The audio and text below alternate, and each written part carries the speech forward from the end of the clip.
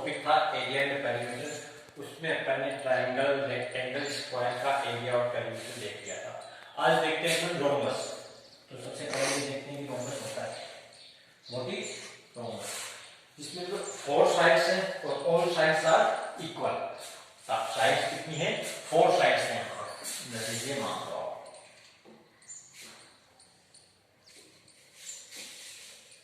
ये आपके पास एक शेप है जिसके चारों sides equal, 4 sides, all sides are equal.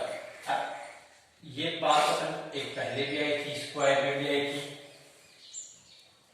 Square में भी अपन ने बताया था कि all sides are equal, but उसके अंदर ये था कि each interior angle is 90 degree. Rhombus में ये नहीं होता। अगर रोम्बस में सिर्फ यही कहा जाता है कि इसकी ऑल साइड्स आर इक्वल, और ये इसके हो गए तो डायगोनल। अब रोम्बस का एरिया,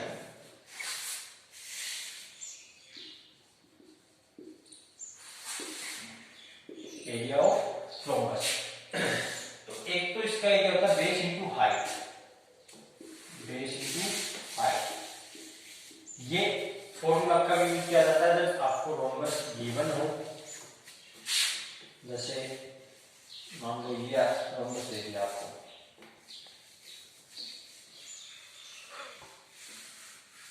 ये चारों साइड से इसकी क्या है? इक्वल। ये तो हो गया इसका बेस, और ये होगी हाइट, ये होगी इसकी हाइट। हाइट आपको पता है तभी होगी जब अपोजिट साइड पर परपेंडिकुलर डाला जाता है। ये होगी इसकी हाइट। फॉर एग्जाम्पल आप मान लो कि आपको बेस दिया हुआ है 6 सेंटीमीटर और हाइट दी हुई है 4 सेंटीमीटर, ठीक है? तो इसका एरिया कितना हो जाएगा? 6 इंटू 4, 24 सेंटीमीटर स्क्वायर। ये तो जब बेस और हाइट की बनी। अब अपन बात करते हैं, आपको अगर इसका डायगोनल दे दे, डायगोनल दे दिया 8 सेंटीमीटर और 7 सेंटीमीटर, तो एक एरिया का फॉर्मूला ये भी होता है, area of rhombus 1/2 into product of each diagonal. 1/2 into product of each diagonal. तो 1/2 इंटू डायगोनल क्या क्या है? 7 है और 8 है। 2 4 जा 28 सेंटीमीटर स्क्वायर। ये इसका एरिया हो जाएगा। ध्यान रखना रोम्बस का एरिया के लिए तो दो फॉर्मूले यूज करते हैं। जब एक में तो अपने को बेस और हाइट दी हुई होती है तो बेस इंटू हाइट, और एक में अगर अपने को डायगोनल दिए तो 1/2 into product of each diagonal. अब इसकी बात करते हैं perimeter. Perimeter of rhombus,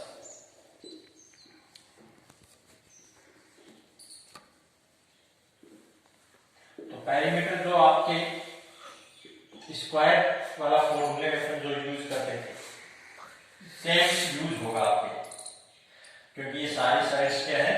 equal है। तो ये मान लो 4 है सारी, तो क्या होगी? 4 होगी। तो 4 इंटू 4 16 सेंटीमीटर इसका पेरीमीटर हो जाएगा।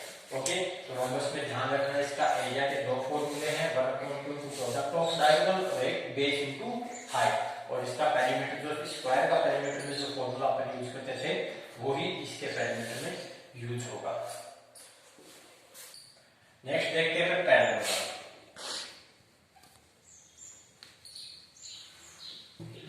What is parallelogram?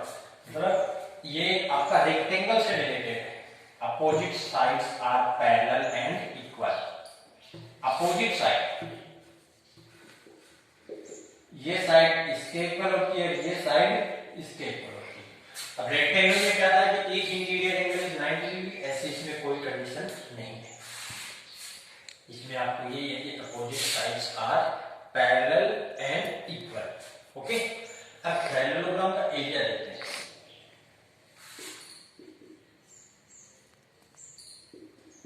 Base into height, ये तो बेस मान लो, और इधर ये तो परपेंडिकुलर डाला जाएगा, ये इसकी हो जाएगी हाइट, ठीक है? और इसके अलावा पैरेललोग्राम में कई बार आपके इस टाइप के क्वेश्चन आ जाते हैं, जैसे ये आपके एक पैरेललोग्राम है, ठीक है। अब इसमें ये आपको डायगोनल दे दिया, ये इसका डायगोनल दे दिया। इस डायगोनल से इधर ये परपेंडिकुलर डाल दिया और इधर ये परपेंडिकुलर डाल दिया, ऐसा डायग्राम आ जाता है। डायगोनल मान लो दे दिया आपको 10 सेंटीमीटर, ये है 5 सेंटीमीटर, ये है 6 सेंटीमीटर, ओके। अब इसका एरिया निकालना, तो इसका एरिया अपन कैसे निकालेंगे, ये है ए बी सी डी और ये इसको मान लो P, इसको मान लो। अब एक तो आपके पास ट्राइंगल बन रहा है ABC ट्राइंगल है, एरिया ऑफ ट्राइंगल ABC, और एक ऊपर वाला ट्राइंगल है ABC, area of triangle ABC, ठीक है। दोनों ट्राइंगल का, नीचे वाले का ऊपर वाले का एरिया जब ऐड करेंगे तो पूरे का एरिया आ जाएगा आपके पास। ABC का एरिया क्या हो गया, 1/2 बेस क्या है, AC हो गया, perpendicular BQ, AC into BQ। ABC का 1/2 इंटू बेस क्या है, इसका भी AC, और ये परपेंडिकुलर डाला गया BQ, ओके। अब इसके बाद में 1/2 AC कॉमन आ गया, क्या रह गया अंदर, BQ प्लस DQ। अब वैल्यू पुट कर दो, AC की वैल्यू है 10, BQ 6 और ये 5 टाइम 5 इंटू 11, 55 सेंटीमीटर स्क्वायर इसका आ जाएगा एरिया। एक तो आपको सिंपल पूछ लेता है और एक आप ऐसे डायग्राम देके इस फॉर्मूले से अपन शो कर सकते हैं इसका एरिया। अब इसका पेरीमीटर, जो पेरीमीटर होता है पैरेललोग्राम का, अपन ने बताया था कि ये किससे रिलेटेड है, रेक्टेंगल से, तो इसका पेरीमीटर भी वही होगा 2 इंटू लेंथ प्लस ब्रेथ, तो ये मान लो लेंथ और ये मान लो ब्रेथ, ओके। ये हो गया आपके पास पैरेललोग्राम। अब अपन देखते हैं ट्रेपेजियम।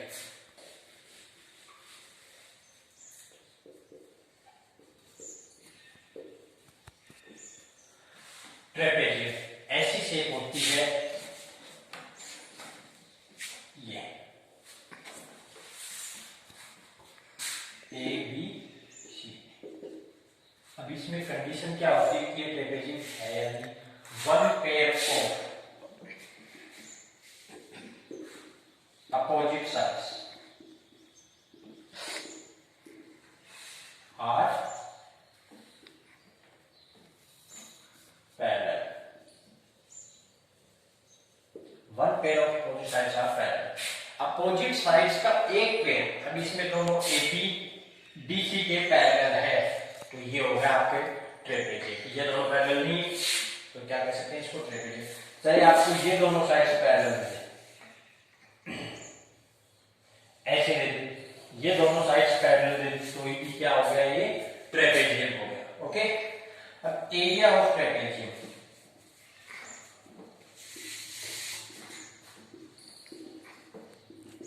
एरिया ऑफ ट्रेपेजियम, तो देखो सेम वही base,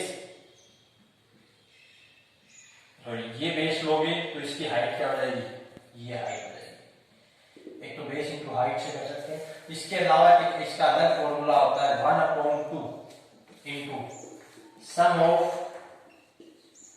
parallel lines into height.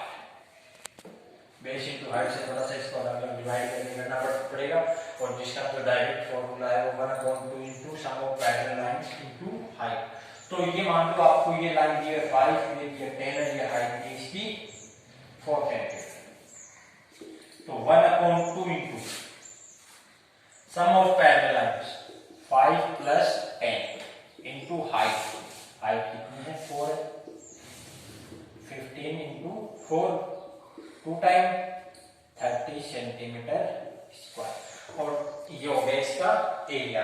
Area का फॉर्मूला ध्यान रखना 1/2 sum of parallel lines into height. अब इसका जो पेरीमीटर की अगर बात करें तो इसका कोई फिक्स पेरीमीटर नहीं होता, अपन चारों साइड्स का क्या कर देते हैं, सम कर देते हैं। पेरीमीटर का कोई वैसे फॉर्मूला नहीं है। इसके बाद में अपने आता है नेक्स्ट सर्कल। सर्कल तो सर्कल क्या होता है, किसी भी मतलब कोई पॉइंट लेके इक्वल डिस्टेंस पे ऐसे अगर अपन घुमा देते हैं तो ये क्या हो गया आपका सर्कल हो जाता है। अब सर्कल का जो अपन ने ये पॉइंट लिया, ये इसका होता है सेंटर पॉइंट। सेंटर पॉइंट और जो यहां से यहां तक की जो डिस्टेंस होती है मतलब सेंटर पॉइंट से लास्ट, इसको बोलते हैं circumference.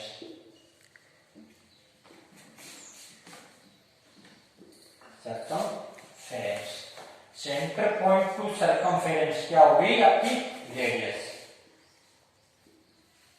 Centre point two circumference इसको अपन शो करते हैं स्मॉल आर या कैपिटल आर भी है आर से। और एक ये होता है जैसे सेंटर से होके पास हो रहा है और दोनों तरफ सर्कमफेरेंस पर टच होता है। सेंटर से पास होता है, सर्कमफेरेंस पर टच होता है, तो उसको क्या बोलते हैं अपन डायमीटर। डायमीटर, अब डायमीटर क्या होता है कि रेडियस का डबल होता है। डायमीटर क्या होता है, रेडियस का डबल होता है। तो 2 into रेडियस इक्वल अपन डायमीटर भी लिखते हैं। डायमीटर जो होता है वो रेडियस का डबल होता है, या फिर ये कह दो कि रेडियस जो होती है डायमीटर की हाफ होती है। रेडियस जो होती है डायमीटर की हाफ होती है। जो भी आपको डायमीटर दिया है, मान लो 10 सेंटीमीटर डायमीटर दिया है, तो उसकी रेडियस निकालने के लिए 10 का हाफ मतलब 5, 10.2 1 हो जाता है। अब ये हो गया, एक होती है कि दोनों तरफ आप सर्कमफेरेंस पर टच हो रही है लाइन में और सेंटर से निकाल, उसको क्या कहते हैं कोड।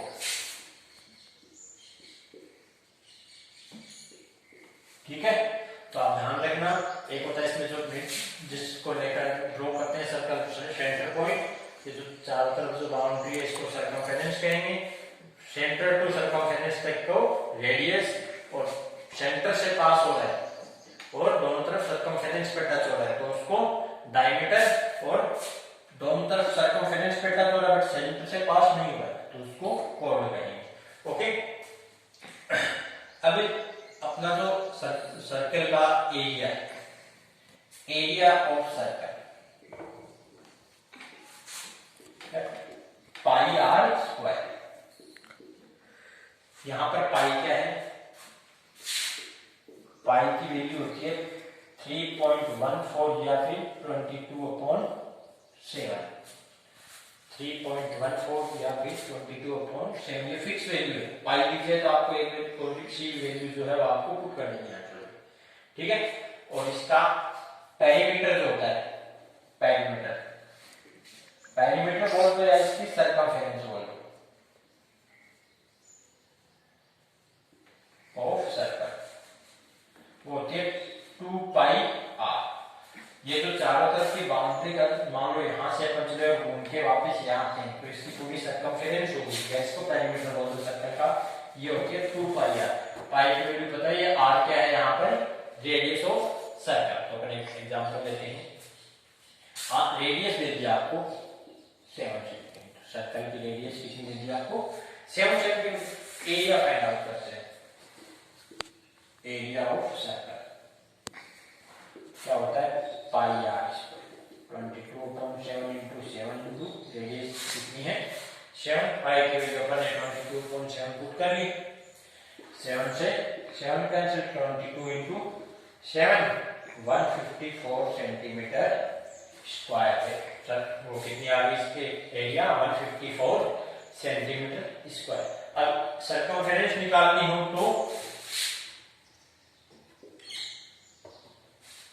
तो 2 पाई आर यूज करते हैं, 2 into 22/7 into 7 44 सेंटीमीटर इसकी आ गई सर्कमफेरेंस।